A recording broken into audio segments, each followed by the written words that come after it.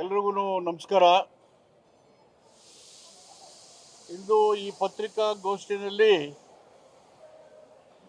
ನಮ್ಮ ಆತ್ಮೀಯ ಶಾಸಕರು ಮಾಜಿ ಸಚಿವರಾದಂಥ ತನ್ವೀರ್ ಸೇಠ್ರವರು ಮತ್ತು ಶಾಸಕರಾದಂಥ ಹರೀಶ್ ಗೌಡ್ರವರು, ನಮ್ಮ ಜಿಲ್ಲಾಧಿಕಾರಿಗಳಾದಂಥ ಲಕ್ಷ್ಮೀಕಾಂತ್ ರೆಡ್ಡಿಯವರು, CEO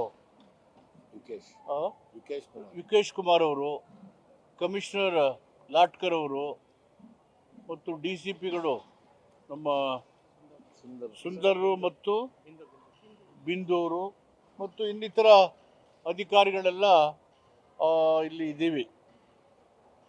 ಇವತ್ತಿನ ಪತ್ರಿಕಾಗೋಷ್ಠಿಯ ಮೂಲ ಉದ್ದೇಶ, ಮಾನ್ಯ ಮುಖ್ಯಮಂತ್ರಿಗಳು ಮೈಸೂರು ಜಿಲ್ಲೆಗೆ 3 ದಿನಗಳ ಕಾರ್ಯಕ್ರಮವನ್ನು ಕೊಟ್ಟಿದ್ದರು. 3 ದಿನಗಳ ಕಾಲ ಮೈಸೂರಲ್ಲಿ ಏನೇನು ಅಭಿವೃದ್ಧಿ ಕಾರ್ಯಕ್ರಮ ಇದ್ದಾವೆ, ನೀವು ಯಾವ್ಯಾವ ಥರ ಪ್ಲ್ಯಾನ್ ಮಾಡ್ತೀರಿ, ಪ್ರೋಗ್ರಾಮ್ ಮಾಡ್ತಿರೋ ಅಥವಾ ಶಂಕುಸ್ಥಾಪನೆ ಮಾಡ್ತಿರೋ, ಉದ್ಘಾಟನೆ ಮಾಡಬೇಕು, 3 ಡೇಸ್ ಟೈಮ್ ಕೊಡ್ತೀನಿ, ನೀವು ಕಾರ್ಯಕ್ರಮವನ್ನು ಮಾಡಿ ಅಂತೇಳಿ ನಮಗೆ ಸಮಯನ ಕೊಟ್ಟಿದ್ದರು, ಜಿಲ್ಲಾಡಳಿತಕ್ಕೆ ಮತ್ತು ನಮಗೆಲ್ಲ ಹೇಳಿ ಕೊಟ್ಟಿದ್ದರು. ಆ ಹಿನ್ನೆಲೆಯಲ್ಲಿ ನಾವು ನಮ್ಮ ಶಾಸಕರೆಲ್ಲ ಜಿಲ್ಲಾ ಆಡಳಿತದೊಂದಿಗೆ ಚರ್ಚೆ ಮಾಡಿದಾಗ ಇಲ್ಲಿ ಮೈಸೂರಿಗೆ ಸುಮಾರು ಸಾವಿರಾರು ಕೋಟಿ ರೂಪಾಯಿ ಯೋಜನೆಗಳನ್ನು ಮಂಜೂರು ಮಾಡಿ, ಕೆಲವು ಉದ್ಘಾಟನೆ ಆಗಬೇಕು, ಕೆಲವು ಶಂಕುಸ್ಥಾಪನೆ ಆಗಬೇಕು, ಆ ಥರ ಕಾರ್ಯಕ್ರಮಗಳು ಇರೋದನ್ನು ಒಂದು ಪಟ್ಟಿ ಮಾಡಿ ನಮಗೆ ಹೇಳಿದ್ರು.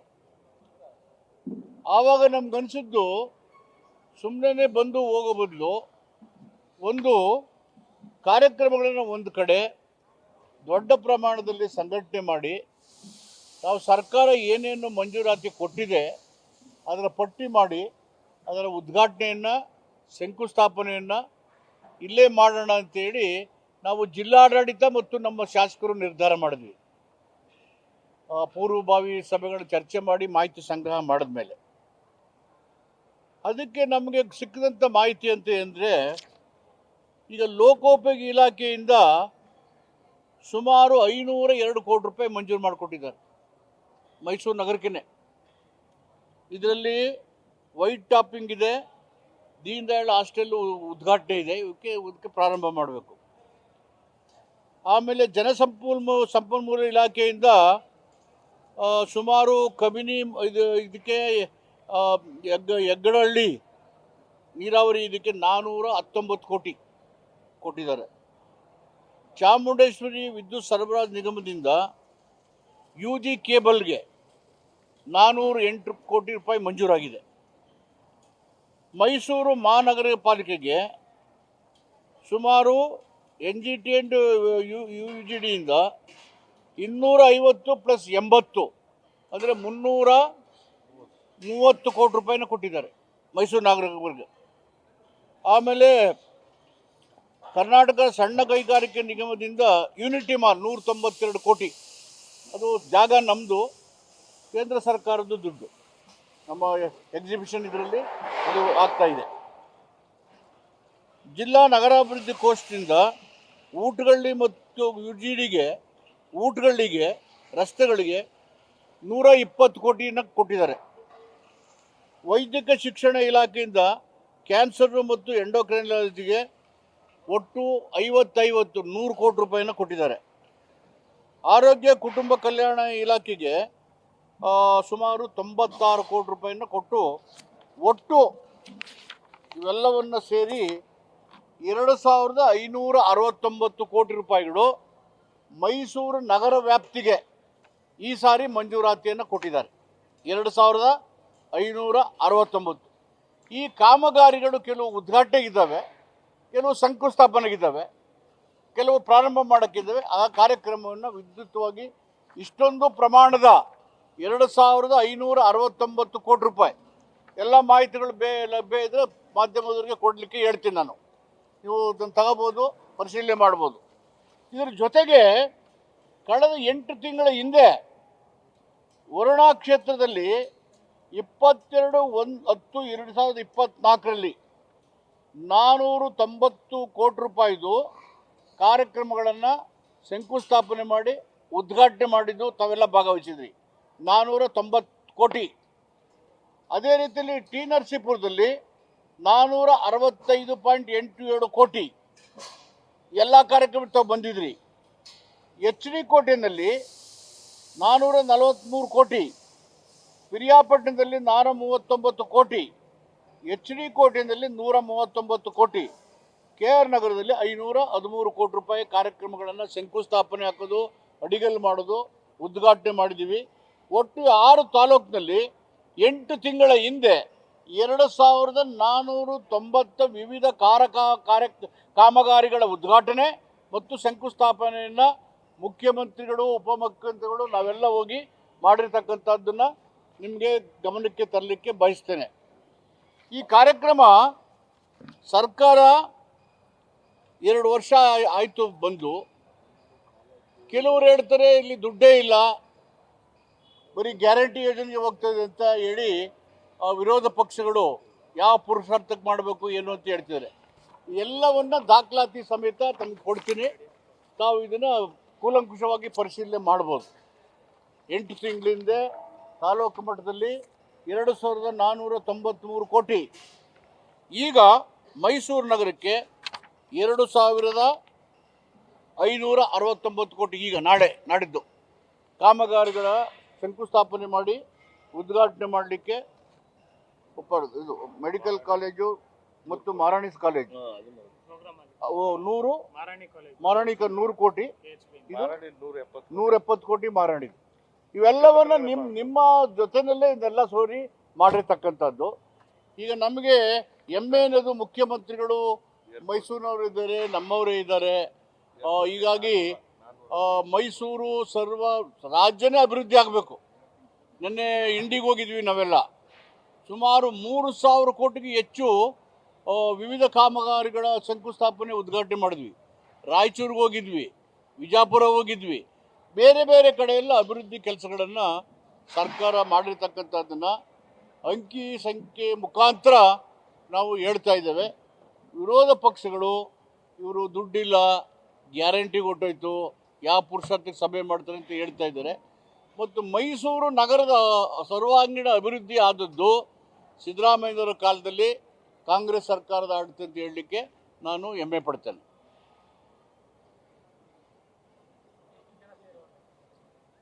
ಈ ಕಾರ್ಯಕ್ರಮಕ್ಕೆ ಸುಮಾರು 1 ಲಕ್ಷಕ್ಕೂ ಹೆಚ್ಚು ಜನನ ಸೇರುವ ನಿರೀಕ್ಷೆ ಇದೆ.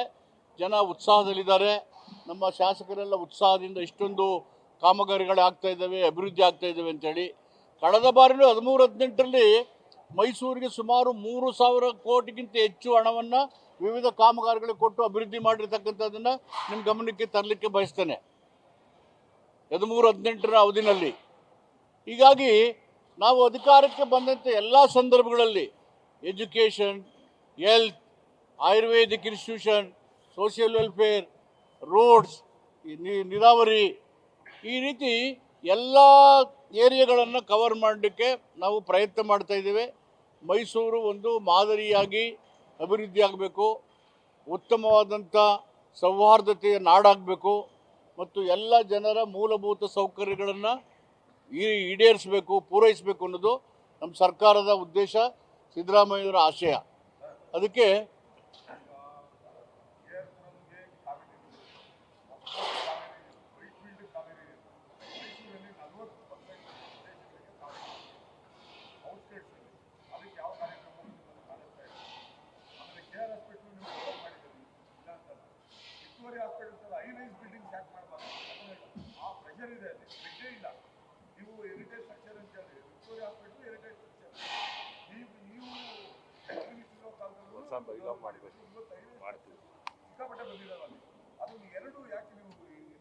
ಅದು ನೋಡೋದಲ್ಲ, ಹೊಸ ಬೈಲ ಬಂದ್ಮೇಲೆ ಅದನ್ನೆಲ್ಲ ಪರಿಶೀಲನೆ ಮಾಡೋಣ. New bylaw should be high range building, ಅದಕ್ಕೆಲ್ಲ ಹೊಸ ಬೈಲ ಬೇಕಾಗಿತ್ತು. ಅರಮನೆ ಇರೋದ್ರಿಂದ ನಾವು ಹೈಟ್ ರಿಸ್ಟ್ರಿಕ್ಷನ್ ಕೊಟ್ಟಿದ್ವಿ.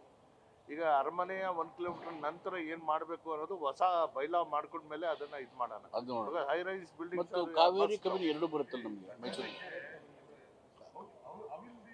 ಇದರಲ್ಲಿ ಕಬಿನಿ ನೀರು ಒಂದು 60 ml ಉದ್ಘಾಟನೆನೂ ಇದೆ ಸರ್ ಈ ಪ್ರೋಗ್ರಾಮ್ಸ್ ಅಲ್ಲಿ. ಮೈಸೂರು ಮಹಾನಗರ ಪಾಲಿಕೆ 60 ml ಉದ್ಘಾಟನೆ ಇದೆ ಸರ್ ಈ ಇದರಲ್ಲಿ. ಅದಿಲ್ಲ. ಆಮೇಲೆ ಮೈಸೂರು ನಗರಕ್ಕೆ 60 MLD ಕಾವೇರಿ ನೀರಿನ ಕಬಿನಿ ನೀರಿದು ಉದ್ಘಾಟನೆ ಇದೆ ನಾಳೆ 19ರಲ್ಲಿ ನಾವು ಹೋಗಿ ವಿಸಿಟ್ ಮಾಡಿದ್ವಲ್ಲ, ಅದರ ಒಂದು ಕಂಪ್ಲೀಟ್ ಆಗಿದೆ, ಅದರ ಉದ್ಘಾಟನೆ ಕೂಡ ಇದೆ. ಈಗ ವಾಟರ್ ಸಪ್ಲೈ ಡಿಸ್ಟ್ರಿಬ್ಯೂಷನ್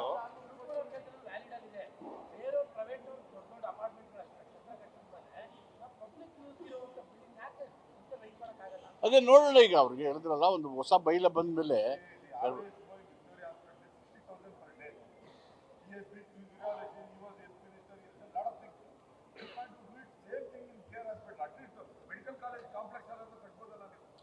ನೋಡೋಣ ಅದು.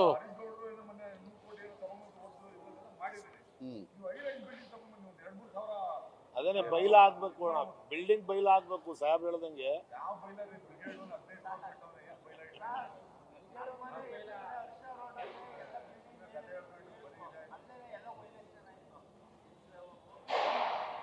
ಅದು ನೋಡೋ ಗಮನದಲ್ಲಿ ಸಿ ಪಬ್ಲಿಕ್ ಇಂಟ್ರೆಸ್ಟ್ ಇಂದ ಏನು ಮಾಡೋಕ್ಕೆ ಸಾಧ್ಯ ಆಗುತ್ತೆ. ನಾವು ಹೆರಿಟೇಜ್ ಬಿಲ್ಡಿಂಗನ್ನು ಗಮನದಲ್ಲಿ ಇಟ್ಕೊಂಡು ಹೈರೇಜ್ ಬಿಲ್ಡ್ ಮಾಡೋಕ್ಕೆ ಇರ್ತಕ್ಕಂಥ ಕಾನೂನು ತೊಡಕುಗಳನ್ನು ಸರಿ ಮಾಡಿಕೊಂಡು ವಿಲ್ ಎಕ್ಸಾಮೈನ್.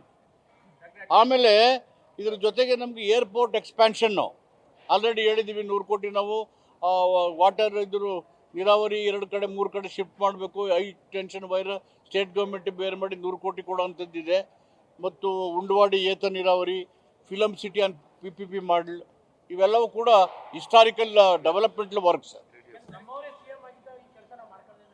ಸ್ಟೇಡಿಯಂ ಇದೆ.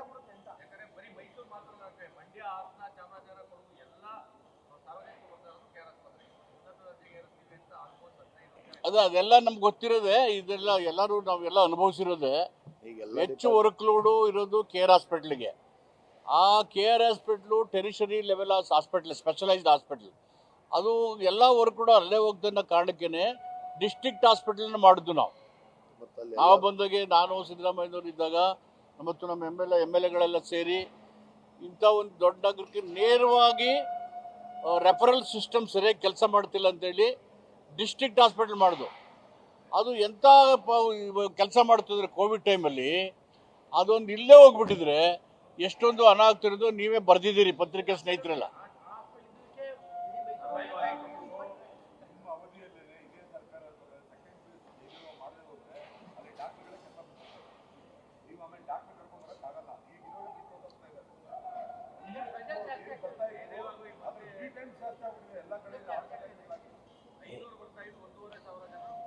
ಅದೇ ಸಹಜವಾಗಿ ಬದುಕಿನ ಶೈಲಿ ಮತ್ತು ಒತ್ತಡದ ಜೀವನ ನಮ್ಮೆಲ್ಲರನ್ನು ಜಯದೇವ ಕಡೆ ಆಕರ್ಷಿಸ್ತಾ ಇದೆ.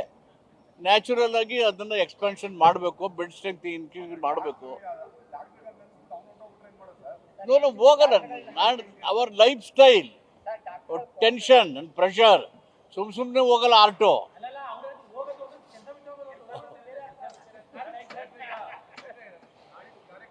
ವಿಶ್ಲೇಷಣೆ ಮಾಡೋದು ಕಮ್ಮಿ ಮಾಡಿದ್ರೆ ಸರಿ ಆಗುತ್ತೆ. ನಾವು ನಮ್ಮ ವಿರೋಧ ಪಕ್ಷದ ನಾಯಕರಾದಂಥ ಮಾನ್ಯ ಖರ್ಗೆಜಿ ಅವ್ರನ್ನ ಇನ್ವೈಟ್ ಮಾಡಿದ್ದೀವಿ.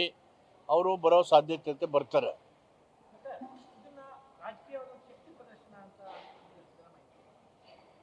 ಶಕ್ತಿ ಕಾರ್ಯಕ್ರಮ ಯಶಸ್ವಿಯಾಗಿ ಅನುಷ್ಠಾನ ಆಗ್ತಾ ಇದೆ ಕರ್ನಾಟಕದಲ್ಲಿ.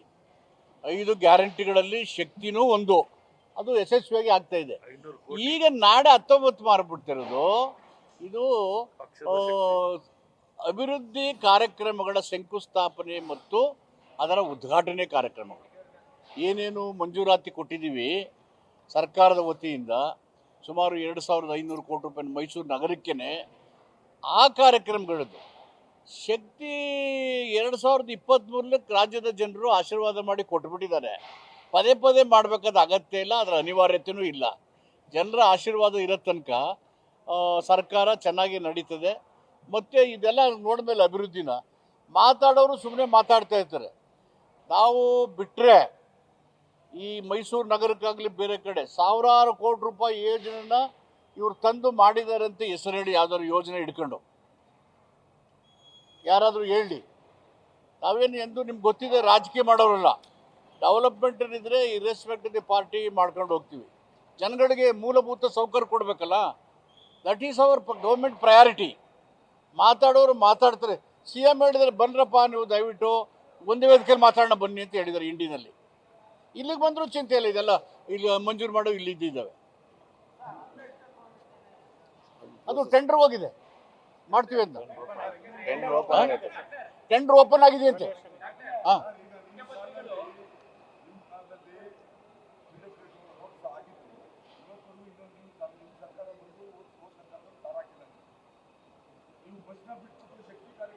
ಅದು ಯಾಕಾಕಿಲ್ಲ ಅಂದರೆ ನನ್ನ ಕಾಲದಲ್ಲಿ ರಸ್ತೆಗಳ ಗುಣಮಟ್ಟಕ್ಕೆ ಆದ್ಯತೆ ಕೊಟ್ಟಿರೋದು, ಅದು ಕಿತ್ತೋಗದೆ ಥರ ನೋಡ್ಕೊಂಡಿದ್ದೀವಿ.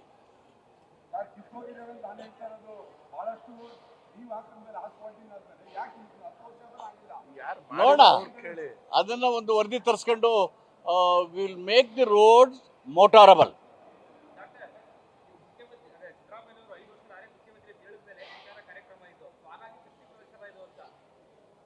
ಶಕ್ತಿ ಕಾರ್ಯಕ್ರಮ ನಡೀತಾ ಇದೆ, ಶಕ್ತಿ ಯೋಜನೆಗಳು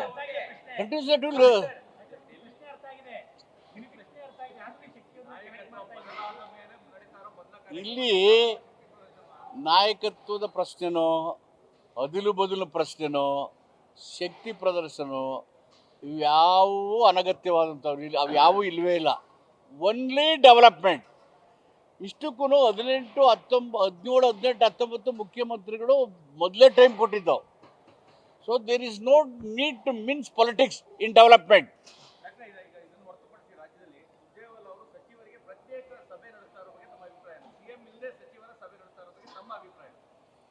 ಸುರ್ಜೇವಾಲ ಅವರು ನಮ್ಮ ಪಕ್ಷದ ವರಿಷ್ಠ ನಾಯಕರಲ್ಲಿ ಒಬ್ಬರು, ಕರ್ನಾಟಕದ ಇನ್ಚಾರ್ಜ್ ಇದ್ದಾರೆ.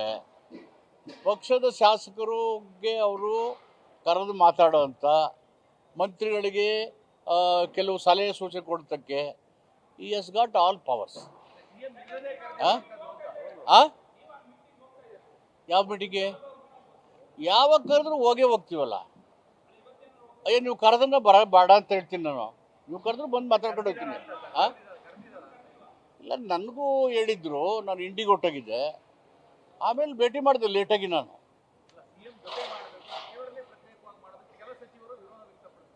ಯಾರು ವಿರೋಧ ಮಾಡಲ್ಲ. There is no opposition. ಇವೆಲ್ಲ ಪಾರ್ಟಿ ಅಲ್ವಾ. ಜನ ಆಶೀರ್ವಾದ ಮಾಡಿದ್ದಾರೆ 5 ವರ್ಷ ಆಡಳಿತ ಮಾಡಿ.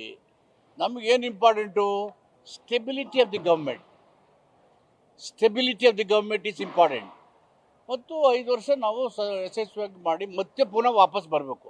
ಇಷ್ಟೆಲ್ಲ ಕಾರ್ಯಕ್ರಮ ಕೊಟ್ಟು, ಇಷ್ಟೆಲ್ಲ ಕೆಲಸ ಮಾಡಿ, ವಿಸಿಬಲ್ ಚೇಂಜಸ್ ತಂದು ಮತ್ತೆ ರಾಜ್ಯನ ಓಡಿಸ್ಬೇಕಲ್ಲ. ಆ ಕಾರಣಕ್ಕೆ ಡೆಮಾಕ್ರಸಿನಲ್ಲಿ ಭಿನ್ನಾಭಿಪ್ರಾಯಗಳಿರ್ತವೆ. ಡೆಮಾಕ್ರಸಿಯ ಬ್ಯೂಟಿನೇ ಡಿಫ್ರೆನ್ಸ್ ಆಫ್ ಒಪಿನಿಯನ್. ಅದನ್ನು ಸರಿ ಮಾಡ್ಕೋಬೇಕಲ್ಲ ಕೂತ್ಕೊಂಡು.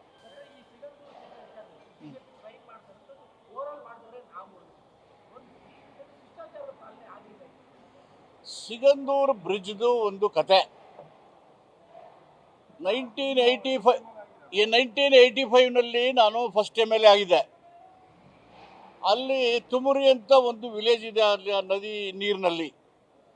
ಶ್ರೀಧರ್ ಅಂತ ನನ್ನ ಫ್ರೆಂಡ್ ಅವರು ಮದುವೆಗೆ ಹೋದೆ. ಸಾಯಂಕಾಲ ಲಾಂಚಲ್ಲಿ ಹೋಗಿ ಪುನಃ ಬರೋಂಗಿಲ್ಲ, ನೆಕ್ಸ್ಟ್ ಬರ್ಬೇಕು, ಅಲ್ಲೇ ಉಳ್ಕೊಂಡಿದ್ದೆ. ಆವಾಗ ನೋಡಿದ್ದೆ ಲಾಂಚಲ್ಲಿ ಈ ಥರ ಹೋಗೋ ಜನ ಇಲ್ಲ. ನನಗೆ ಗೊತ್ತಿಲ್ಲ PWD ಮಿನಿಸ್ಟರ್ ಆಗ್ತೀನಿ ಅಂತ. ಆಮೇಲೆ ನನಗೆ PWD ಮಿನಿಸ್ಟರ್ ಆಗೋಂಥ ಅವಕಾಶ ಸಿಕ್ತು 2013ರಲ್ಲಿ. ನಾನು PWD ಮಿನಿಸ್ಟರ್ ಆದಾಗ 2013ರಲ್ಲಿ ಅಲ್ಲಿಯ ಜನರಿಗೆ ಅದರ ಸಂಕಷ್ಟ ನೋಕ್ಕೆ ಪರಿಹಾರ ಆಗಬೇಕಾದ್ರೆ ಒಂದು ಬ್ರಿಡ್ಜ್ ಆಗಬೇಕು ಅಂತ ನನ್ನ ತಲೆ ಒಳಗಡೆ ಇತ್ತು. ಆವಾಗ ನಮ್ಮ KRDCL MD ಕೃಷ್ಣಾರೆಡ್ಡಿ ಇದ್ದರು. Karnataka road development corporation limited ಅಲ್ಲಿ ಇದ್ದರು ಕೃಷ್ಣಾರೆಡ್ಡಿ. ಅವರು ಕರೆದು ಒಂದು ಬ್ರಿಡ್ಜ್ ಮಾಡಬೇಕು, ಇಲ್ಲಿ ಜನಗಳಿಗೆ ಕಷ್ಟ ಆಗುತ್ತೆ, ರಾತ್ರಿ ಹೋದರೆ ಪುನಃ ವಾಪಸ್ ಬರೋದು ಅಂತೇಳಿ ಸುಮ್ಮನೆ ಚರ್ಚೆ ಮಾಡಿದ್ವಿ.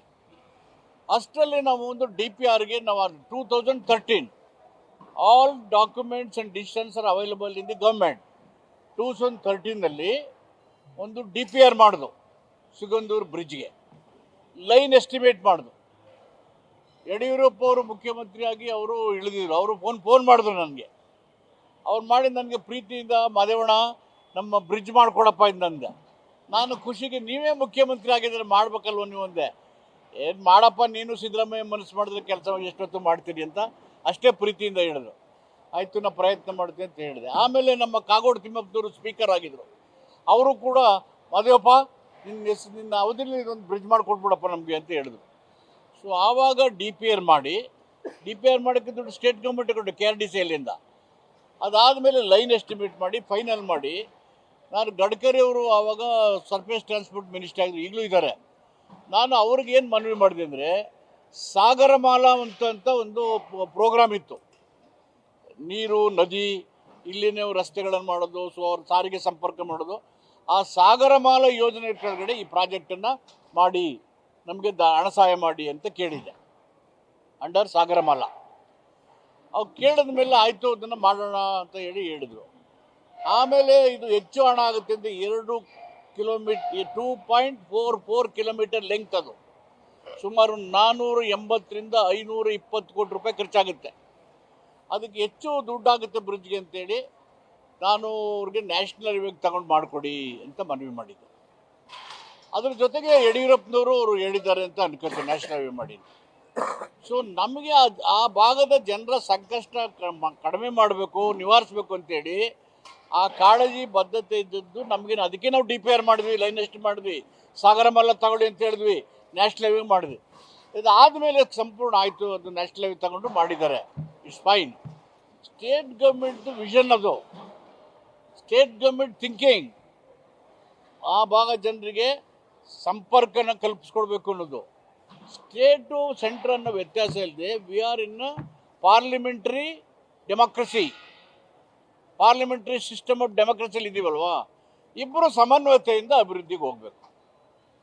It's not a fight between the two parties or the two different party government. both of us should go together. That's what the parliamentary democracy expects.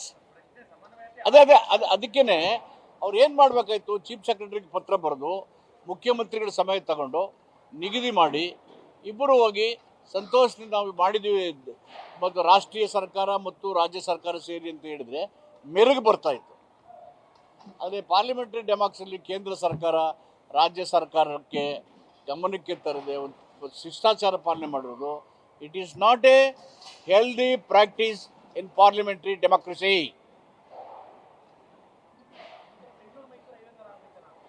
ಹೆಚ್ಚು ಕಡಿಮೆ ಹಾಗೆ ಆಯಿತು, ನಾ ಮಾಡಿದೆ ಅಂತ. ನಾನು I have never said I have done it, but it is my efforts only.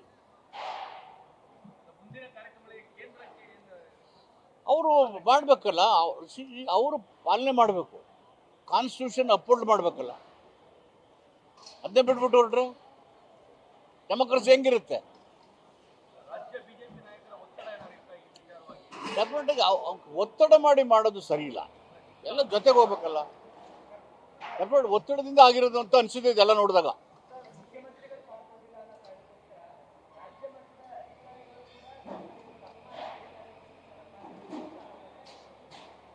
ಬಿಗಿನಿಂಗಲ್ಲಿ ಆಯ್ತಲ್ರಿ. ರಾಜ್ಯ ಮಟ್ಟದವ್ರು ಹಿಂಗೆ ಮಾಡಿದ್ರು ಅಂತ they should write to chief secretary ಅಲ್ವಾ? Who has done this mistake? Protocol demands that the union governments must write to the chief secretary seeking the time of honorable chief minister. ಅವರು ಮಾತಾಡಬೇಕು, ಅವರು ಆ ಕೇಂದ್ರ ಸರ್ಕಾರದವರು ರಾಜ್ಯ ಮಾತಾಡಿ ಇಬ್ಬರಿಗೂ ಹೊಂದಿಕೆ ಆಗ ಡೇಟ್ ತಗೊಂಡು ಮಾಡಬೇಕು. That is what the democracy says. ಅದು ಮಾಡಿದೆ, ನೀವು ಅಪಾಯಿಂಟ್ ಮಾಡಿದ್ರಿ, ಇವ್ರು ಕರೀಲಿಲ್ಲ, ಅವ್ರು ಬಿಟ್ಬಿಟ್ಟು ಅಂದರೆ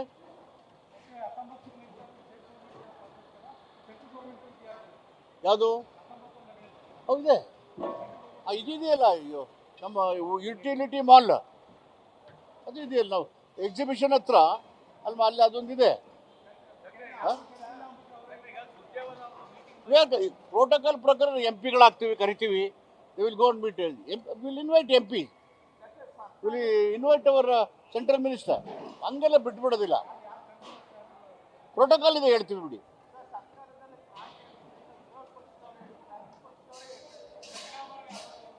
ಅದಾಗುತ್ತೆ. ಸಂಕ್ರಾಂತಿ ಬರಲ್ವಾ? ಎಲ್ಲ ಸೇರ್ ಮಾಡೋಣ ಬಿಡಿ. Sankranti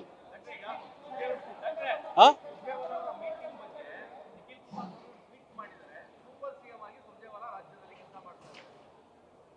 Siddaramaiah is chief minister. There is no chief minister, super chief minister, no super CM, no extra constitutional authority.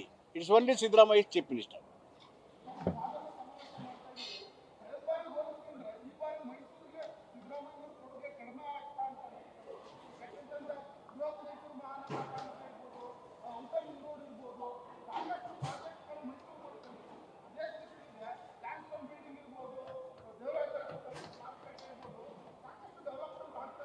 ಅವೆಲ್ಲ ಇದ್ದಾವೆ. ಕೋರ್ಟಲ್ಲಿದೆ, ಒಂದು ಕಮಿಟಿ, ಎಕ್ಸ್ಪರ್ಟ್ ಕಮಿಟಿ ಕೊಡಬೇಕು. We are at it. ಇಲ್ಲಿ it is under active consideration. ಮಹಾನಗರ ಪಾಲಿಕೆ ಚುನಾವಣೆ ನಡೆಸಬೇಕು ಅಂತ ಒತ್ತಡಗಳು ಜಾಸ್ತಿ ಆಗ್ತಾ ಇದೆ. ಅದರಿಂದಲೇ ಕಾರ್ಪೊರೇಟರ್ಗಳೆಲ್ಲ ಏರಿಯಾಗಳಲ್ಲಿ ಅಭಿವೃದ್ಧಿ ಆಗ್ತಾ ಇಲ್ಲ. ಕಾರ್ಪೊರೇಟರ್ಗಳು ಇದೆ, ಅಧಿಕಾರಿಗಳು ಆಗ್ತಾ ಇಲ್ಲ. ಅದರಿಂದ ಚುನಾವಣೆ ಮಾಡಿ ಪ್ರತಿದಿನ ಪ್ರಶ್ನೆಗಳಲ್ಲಿ ಬಂದು ಹೇಳ್ತಾ ಇರ್ತಾರೆ, ಒತ್ತಾಯ ಮಾಡಿ. ಚುನಾವಣೆಗಳು ನಡೆಸಬೇಕು. ಅಲ್ಲಿ ರಿಸರ್ವೇಷನ್ ಇಶ್ಯೂ ಇತ್ತು. They are all constitutionally created body under 73 and 74. ಅದನ್ನು ಮಾಡಬೇಕು. ರಿಸರ್ವೇಷನ್ ಇಶ್ಯೂ ರಿಸಾಲ್ವ್ ಆದಮೇಲೆ ಲೋಕಲ್ ಬಾಡೀಸ್ಗೆ ಎಲೆಕ್ಷನ್ ಮಾಡಬೇಕು. Thank you very much.